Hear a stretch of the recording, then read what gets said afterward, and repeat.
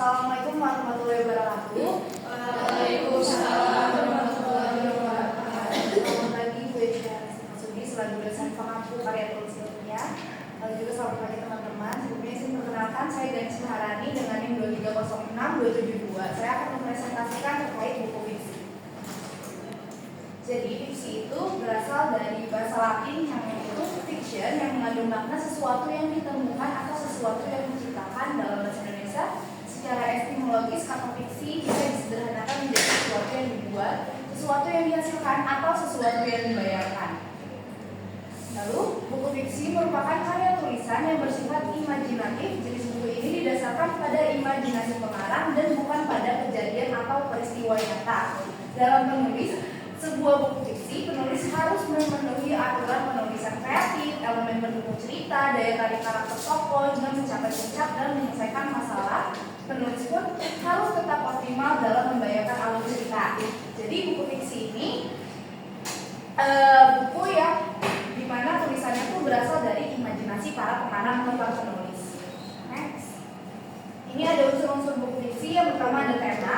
Tema merupakan inti atau gagasan utama dari suatu tulisan. Lalu ada latar akan menjelaskan tentang waktu, tempat, lalu juga suasana dalam sebuah kisah. Lalu ada tokoh merujuk pada setiap karakter yang muncul dalam cerita masing-masing dengan ciri khas. Nah, kalau tokoh ada protagonis, ada antagonis. Boleh next. Lalu ada selanjutnya ada alur. Alur menggambarkan urutan peristiwa atau kejadian yang membentuk jalannya cerita. Lalu ada gaya bahasa. Gaya bahasa menggambarkan cara penulis menyampaikan narasi. Penulis biasanya menggunakan berbagai majas. Lalu ada amanat. Amanat adalah informasi atau pesan yang ingin disampaikan penulis kepada pembacanya melalui cerita. Terkadang amanat ada yang eksplisit, ada yang dijelaskan secara langsung melalui teks tersebut, ada juga yang tidak. Lalu ada ciri-ciri buku fiksi. Yang pertama imajinatif. Imajinatif itu karangan, jadi kayak pikiran dari pengarang, kayak berasal dari pikiran para penulis. Lalu ada kebenaran yang bersifat relatif, jadi kebenarannya itu enggak benar gitu. Bisa juga itu hanya sebuah karangan aja. Terus juga menggunakan bahasa konotatif, itu merupakan makna kiasan yang memiliki nilai rasa, bukan makna yang sesungguhnya. Lalu tanpa aturan yang ketat. Lalu pilihan kata juga penulis dan penulisan cenderung fleksibel. Lalu ada manfaat buku fiksi. Yang pertama ini menambah wawasan, pemahaman, pengetahuan, nilai-nilai etika, budaya, sikap, pandangan hidup yang beragam, sejarah agama, dan lain-lain. Lalu memperkaya jiwa dan pikiran. Kumpulan cerita fiksi secara langsung atau tidak langsung dapat mengajarkan kita tentang manusia, kehidupan, dan cara hidup. Lalu buku fiksi juga dapat memberikan kebahagiaan. Kebahagiaan dapat dirasakan melalui bahasa, cara penyajiannya, alur cerita, cara penyelesaian konflik yang ada pada cerita. Lalu ada jenis-jenis buku fiksi. Yang pertama ada novel.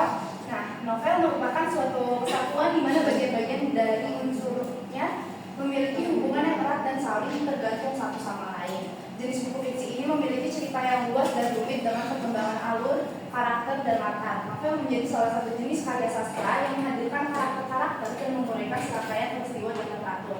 Jadi novel ini juga tuh bisa dari sebelumnya tuh penulis bisa dari Wattpad ataupun kalau di platform Twitter itu seperti Alternative Universe yang lalu kemudian dijadikan novel. Lalu juga mungkin untuk penulis-penulis yang sudah terbiasa dengan menulis novel, mereka pasti punya web sendiri untuk para pembacanya membaca karya-karya mereka. Lalu ada cerpen. Cerpen adalah cerita yang relatif singkat.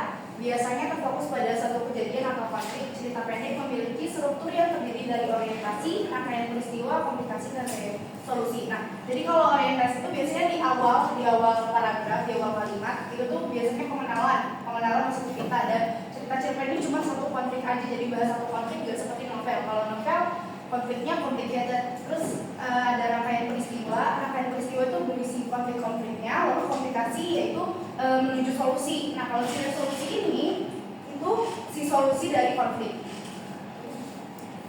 Lalu ada dongeng. Dongeng merupakan cerita tradisional yang mengandung unsur moral atau pelajaran hidup, biasanya berhubungan dengan budaya tertentu. Dongeng membawa pembaca ke dunia imajinasi yang penuh keajaiban. Kadang dongeng itu banyak banget tokohnya, kayak bisa cerita rakyat ataupun cerita dongeng-dongeng kayak hewan gitu. Ini salah satu contoh dongeng. fabel. Fabel itu cerita yang biasanya menggunakan hewan sebagai tokoh karakter, seringkali untuk mencapai pesan moral. Seperti ini contoh, yaitu kisah semut dan belalang. Lalu ada legenda. Legenda merupakan cerita yang menggabungkan fakta sejarah dan imajinasi, biasanya menjelaskan asal-usul tempat atau tradisi. Seperti ini cerita rakyat Sangkuriang, terus si Maling Kundang. Jadi legenda lebih ke menceritakan budaya atau sejarah, tapi berasal dari imajinasi. Lalu ada cerita fantasi. Nah, cerita fantasi merupakan buku fiksi yang berlatar imajinatif, seringkali melibatkan sihir atau makhluk supranatural. Cerita fantasi termasuk dalam salah satu genre fiksi yang berisi imajinasi, hayalan, dan fantasi pengarang, sehingga tema dalam cerita tersebut pastinya akan dipertanyakan kebenarannya, baik secara keseluruhan ataupun sebagian. Contohnya kayak Harry Potter, terus juga ada Enola Holmes, dan yang lainnya. Lalu ada fiksi ilmiah. Fiksi ilmiah adalah fiksi yang berfokus pada elemen sains dan teknologi, seringkali berlatar pada masa depan. Sastra fiksi ilmiah berfungsi sebagai sarana yang efektif untuk menyelidiki transformasi sosial, etika, teknologi, dan keanekaragaman manusia dalam lingkungan yang senantiasa berkembang. Lalu ada distopia. Distopia adalah subgenre fiksi yang menggambarkan dunia masa depan dengan sistem sosial yang menindas atau kacau. Kisah bertemakan distopia seringkali mengangkat permasalahan politik, ekonomi maupun isu manusia. Salah satunya ada Hujan. Pasti di sini juga ada banyak yang belajar Hujan, yang dimana mengangkat cerita yang ada suatu kejadian, ya kan, kejadian bencana. Nah, terus itu tuh terkesan menindas, jadi diangkat sama si Terelia itu tersebut ke dalam novel. Lalu juga ada comic strip. Comic strip ini seringkali ditemukan di koran atau media digital. Comic strip adalah sebuah cerita singkat yang biasanya terdiri atas 3-5 panel. Nah, kalau di koran itu biasanya kalau nggak di bawah pojok sebelah kiri, kalau nggak ada di bagian atas biasanya. Lalu ada komik buku. Komik dapat diartikan sebagai jenis kartun yang menggambarkan karakter dan menerapkan suatu cerita dalam urutan yang berkaitan erat dengan gambar dan diciptakan untuk memberikan kesenangan kepada para pembaca. Nah, seperti ini. Sekarang juga ada komik yang lainnya kayak webtoon juga. Mungkin terima kasih. Sebelum masuk kesimpulan, adakah yang ingin bertanya dari presentasi saya? Ya, terima kasih. Jadi sebelumnya perkenalkan, nama saya Siva dengan NIM 3020848. Izin bertanya, dari presentasi tentang buku fiksi, bagaimana buku fiksi dapat memperkenalkan empati dan pemahaman antara manusia? Terima kasih. Baik, Asifa, terima kasih atas pertanyaannya. Saya izin mengulangi pertanyaannya, yaitu bagaimana buku fiksi dapat memperkenalkan empati dan pemahaman antar manusia. Nah, jadi kenapa sih buku fiksi ini dapat memperkenalkan empati? Karena secara nggak langsung kalau kita baca buku fiksi itu kita ikut terjun dan ikut merasakan apa yang kita baca gitu. Jadi buku fiksi ini tuh memperkenalkan empati dengan cara mengajak pembaca membayangkan, merasakan, lalu juga emosi karakter dalam cerita tuh jadi kebawa sama kitanya. Lalu juga saat membaca fiksi itu pembaca tuh secara tidak sadar memasuki perspektif orang lain. Perspektif orang lainnya di mana si pengarang melalui tokoh atau karakter dalam buku fiksi tersebut. Lalu juga memungkinkan pembaca mengalami situasi dari sudut pandang karakter tersebut. Terima kasih. Mungkin untuk pertanyaan kedua ada yang tanya? Baik, aku izin bertanya.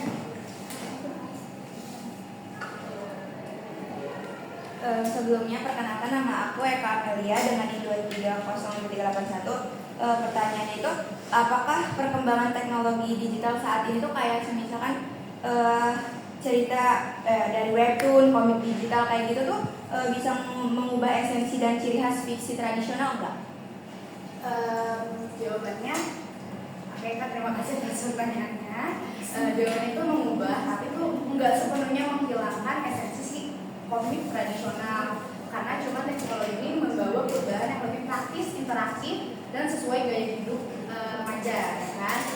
Lalu juga yang pertama itu perubahan, mungkin perubahannya itu ada di format dan penyajian. Yang sebelumnya kan kalau webtoon itu harus bolak-balik, komik biasa maksudnya komik buku harus bolak-balik halaman, tapi kalau webtoon itu memberikan kepada para pembaca tuh memudahkan untuk memburir atau men-scroll kan. Lalu juga jadi kayak mempermudah aja bagi para pembaca membaca gitu, untuk membacanya melalui itu. Lalu abis itu ada dampak pada esensi dan ciri khas puisi tradisional. Alur dan genre yang beragam tetap dipertahankan. Teknologi digital membuka ruang bagi kreator untuk bereksperimen dengan narasi dan visual yang lebih dinamis serta interaktif. Dan juga webtoon juga memudahkan distribusi dan akses global, akses internasional untuk jadi semua genre yang ada di internasional bisa masuk ke dalam si webtoon tersebut. Jadi memudahkan para pembaca untuk membacanya. Lalu juga yang terakhir itu ada kontribusi terhadap literasi dan kreativitas. Jadi memperluas fungsi fiksi sebagai media literasi dan edukasi. Yang awalnya mungkin orang-orang males baca buku fiksi ataupun komik buku karena berupa buku gitu. Tapi kan kalau webtoon itu punya daya visual yang berbeda ya. Nah jadi itu meningkatkan para pembaca melalui visual tersebut.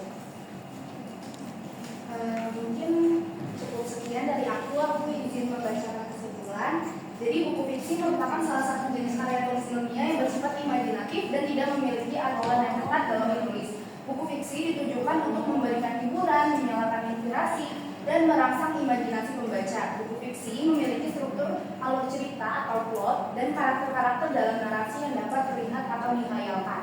Tema, alur, tokoh, latar, gaya bahasa, dan amanat merupakan unsur-unsur buku fiksi. Ciri khas utama dari novel fiksi adalah bahwa ceritanya bukanlah kejadian nyata, melainkan hanya hasil imajinasi.